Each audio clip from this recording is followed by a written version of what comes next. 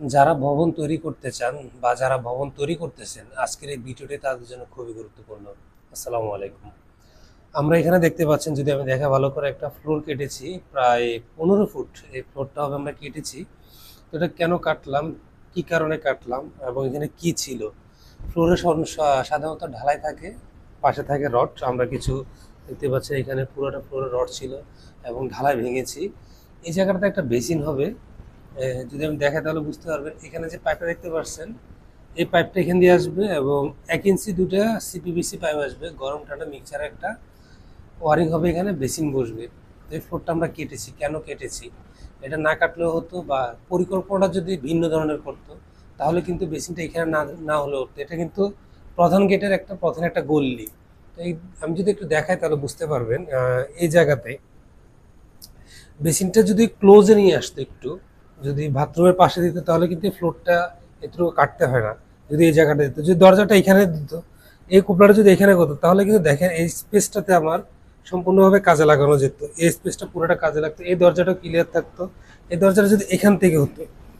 তো এই মেসেজটা আপনাদের দেওয়া হচ্ছে আমাদের, আপনারা শেখার জন্য, আপনারা জানার জন্য, যে এই ভুলগুলো যদি আমরা না করি তাহলে হয়তো দেখা গেছে আরো জিনিসটা আরো সুন্দর হতো, কাজটা আরো একুরেটলি হতো, এত বড় একটা ফ্লোর কাটতে হতো না, ভাঙতে হতো না। এখান থেকে প্রায় 15 ফুট। আমি যদি আরেকটু ক্লোজে দেখাই তাহলে বুঝতে পারবেন। এখানে হচ্ছে আমাদের ওয়েস্ট ওয়াটার লাইন। আমরা কমর টমর বাথরুমের ওয়ারিং করে ফেলেছি। ওই মাথা থেকে এই মাথা প্রায় 15 ফুট। তো 15 ফুট কাটাটা আমাদের কোনো সময় কাম্য না, কিন্তু কাজের গতিকে আমাদের কাজগুলো করতে হয়। সে এই যে ফ্লোরটা আমরা কেটেছি, আপনারা চাইলে কিন্তু ফ্লোরটা না কেটেও কাজ করা যেত, যদি বেসিনটাই ক্লোজে নিয়ে আসা যেত।